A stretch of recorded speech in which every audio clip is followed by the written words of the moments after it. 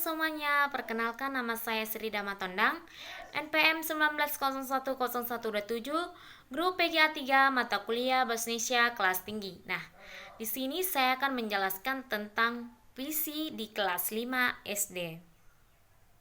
Sebelum saya menjelaskan puisi pada materi kelas 5 SD, saya akan menjawab pertanyaan dari Bapak dosen saya. Nah, A. Metode apa yang kamu gunakan untuk mengajarkan topik tersebut? Nah, metode yang saya gunakan untuk mengajar topik tersebut ialah metode penugasan serta ceramah.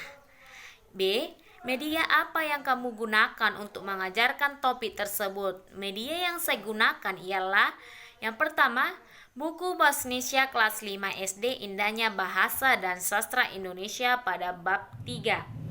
Yang kedua, buku Bahasa Indonesia kelas 5 SD Indahnya Bahasa dan Sastra Indonesia pada bab 7. Yang ketiga, buku Bahasa Indonesia kelas 5 SD Indahnya Bahasa dan Sastra Indonesia pada bab 8.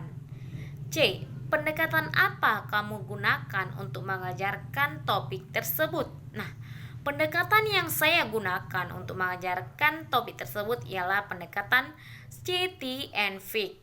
D. Berikan alasan mengapa kamu memilih metode, media, dan pendekatan tersebut. Nah, alasan saya memilih metode, media, serta pendekatan dalam materi yang saya akan jelaskan itu ialah sesuai dengan RPP dan buku kelas 5 Bahasa Indonesia pada SD yang saya cari di sekolah. Nah, di sini saya akan memulai tentang materi pada puisi. Adik-adik, ada nggak yang tahu apa materi hari ini? Nah, materi hari ini ialah tentang puisi. Adik-adik, ada nggak yang tahu apa sih itu arti pada puisi? Nah, Ibu akan menjelaskan arti pada puisi. Puisi merupakan ragam sastra yang terikat oleh unsur-unsurnya. Nah, unsur-unsurnya seperti irama, mantra, rima, baris, dan bait. Nah, puisi juga dapat dikatakan sebagai ungkapan emosi, imajinasi, ide, pemikiran, irama, nada, susunan kata, kata-kata kiasan, kesan panca indera, dan perasaan. Nah, puisi juga adalah ungkapan yang memperhitungkan aspek-aspek bunyi di dalamnya, serta berupa pengalaman imajinatif, emosional, dan intelektual penyair dari kehidupan individu dan sosial. Nah, puisi juga biasanya diungkapkan dengan teknik tertentu sehingga dapat membangkitkan pengalaman tertentu dalam diri pembaca ataupun pendengarnya. Nah, adik-adik, ada nggak yang tahu bagaimana cara menuliskan puisi? Nah, di sini Ibu akan menjelaskan cara menuliskan puisi. Cara menuliskan puisi yang pertama menentukan ide. Menentukan ide di sini adalah hal yang paling penting dalam menulis puisi ialah menentukan ide. Nah, ide atau gagasan pokok itu akan menjadi dasar dalam menentukan dasar penulisan pada puisi. Nah, berikut contoh menentukan ide tentang puisi. Ibuku, karya Wahyudi. Betapa susah payahnya engkau melahirkan, mendidik, dan membesarkanku. Engkau adalah perisai hidupku, engkau adalah cermin hidupku. Aku akan berbakti kepadamu, aku akan menurut padamu, aku akan melindungi dirimu. Surga ada di telapak kaki ibu. Nah, di sini menentukan ide pada karya Wahyudi ini di mana Wahyudi merenungkan betapa ibunya melahirkan, mendidik, dan membesarkan dia, sehingga ia akan berbakti kepada ibunya serta menurut dan melindungi ibunya. Nah, dari segi dia itulah yang merenungkan tentang ibunya, maka dia menentukan ide puisinya ialah tentang ibuku. Nah, ide untuk menuliskan puisi anak didik ibu, kamu dapat memperoleh dari mana saja dan kapan saja. Kamu juga dapat memperoleh seperti di lingkungan sekitarmu. Nah, contohnya sampah yang menumpuk, banjir, keluarga, sahabat, rumah, dan lain sebagainya. Cara menuliskan puisi juga yang kedua ialah pilihan kata. Pilihan kata dalam menentukan puisi. Nah, setelah mendapatkan ide, langkah selanjutnya ialah kita harus memilih kata-kata untuk menuliskan puisi.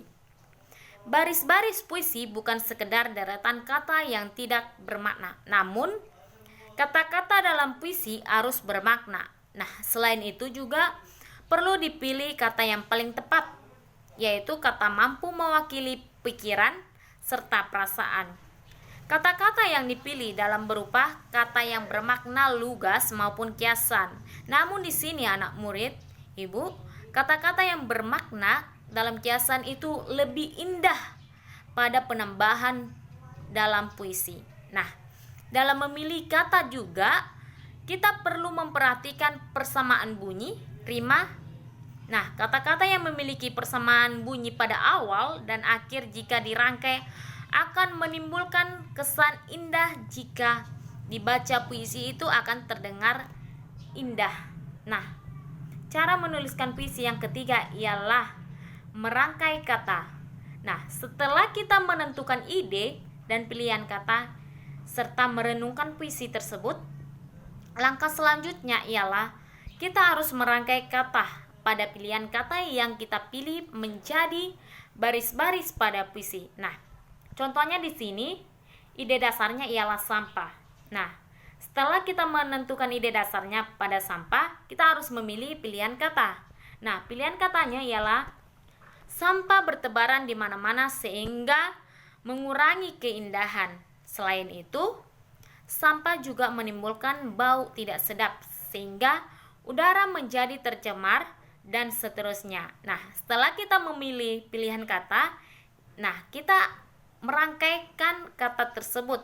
Nah, rangkaian kata tersebut ialah sampah menebar sesuka-suka, menodai kemolekan kota, mengusir udara segar, kotaku jadi tercemar. Nah, setelah kita merangkai kata tersebut, nah rangkaian ini yang kita rangkai kata tersebut ialah baris-baris pada puisi. Nah, baris-baris pada puisi itu akan menjadi lebih indah setelah kita rangkaian kata tersebut.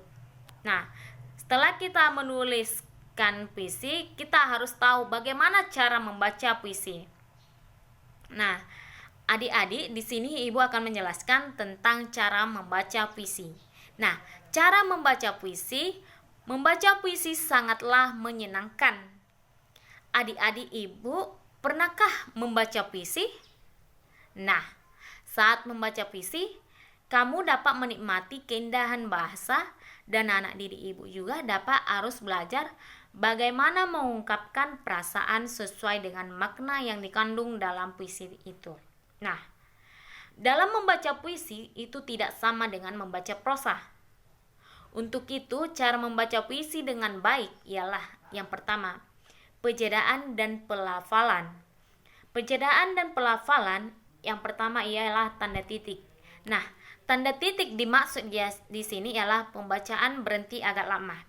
Di mana dalam membaca puisi ialah kita harus berhenti agak lama jika ada tanda titik pada puisi tersebut. Nah, yang kedua, tanda koma. Tanda koma di mana di sini pembacaan berhenti sebentar. Nah, di mana kita membaca puisi pada adanya tanda koma pada puisi tersebut, kita harus berhenti sebentar. Nah, yang ketiga, tanda garis miring 1. Nah, tanda garis miring 1 tanda untuk berhenti sebentar atau jeda pendek, di mana jika ada pada puisi yang akan kita baca garis miring, kita harus berhenti sebentar atau jeda pendek. Nah, yang keempat, tanda garis miring 2, di mana tanda untuk berhenti lama atau jeda panjang. Nah, di mana pada tanda garis miring 2 puisi yang akan kita bacakan, kita harus berhenti lama ataupun jeda panjang. Nah, yang kedua, cara membaca puisi pada intonasi. Nah, cara membaca puisi pada intonasi ada 3. Yang pertama, tanda panah ke atas. Nah, tanda panah ke atas ialah nada suara tinggi. Nah, jika kita mendapatkan tanda panah ke atas dalam membaca puisi, maka nada suara kita itu dalam membaca puisi haruslah tinggi. Nah, yang kedua, tanda panah datar ataupun sejajar. Nah, dimana di sini jika kita membaca puisi, kita harus membaca dengan nada suara datar. Nah, yang ketiga, tanda nada panah ke bawah. Nah, jika kita membaca puisi, nada suara kita itu harus menurun. Nah, yang ketiga, cara membaca puisi dengan tekanan. Cara membaca puisi dengan tekanan ada 3. Yang pertama, dinamik, nada, dan tempo. Pertama, dinamik. Dinamik di sini dimaksud dengan kita dengan cara membaca puisi pada tekanan kuat atau lemahnya pengucapan dalam pembacaan puisi kita. Nah, yang kedua, nada. Nada di sini dimaksud pada dalam membaca puisi, tekanan nada kita tersebut dalam pengucapan harus tinggi, rendah, atau sedang. Nah, yang ketiga, tempo. Tempo di sini dimaksud dengan tekanan pengucapan pada pembacaan puisi yang kita baca ialah harus tekanan cepat ataupun lambat pengucapan pada puisi yang kita baca. Nah, pembacaan puisi juga di sini harus dilengkapi dengan gerakan tubuh, ekspresi wajah yang sesuai dengan makna kata. Nah, misalnya sedih, haru, dan gembira. Nah, jika kita membaca puisi dengan melengkapi gerakan tubuh, ekspresi wajah, maka dalam pembacaan puisi itu akan terlihat seperti indah. Nah, selanjutnya ialah ibu akan memberikan tugas kepada anak didik ibu. Nah, tugas yang pertama itu buatlah puisi yang berada di lingkungan sekitarmu. Nah, di lingkungan sekitar seperti keluarga, sahabat, rumah, dan bisa juga sekolah. Nah, setelah anak didik ibu membuat puisi tentang lingkungan sekitarnya, yaitu bacalah puisi tersebut dengan baik. Nah, anak didik ibu kan sudah saya jelaskan tadi bagaimana cara membaca puisi dengan baik. Nah, anak didik ibu harus membaca puisi tersebut. Nah, untuk itu, membaca puisi tersebut kita lakukan minggu depan tugasnya. Apakah anak didik ibu sudah mengerti tentang apa sih itu pengertian puisi? Bagaimana sih cara menulis puisi dan membaca puisi? Apakah sudah mengerti? Ya, bagus. Semuanya sudah mengerti. Nah, untuk itu jangan lupa untuk mengerjakan tugasnya. Dan sampai di sini pertemuan kita. Kita lanjutkan minggu depan tentang tugasnya dan kita lanjutkan juga materi selanjutnya. Terima kasih. Shalom semuanya.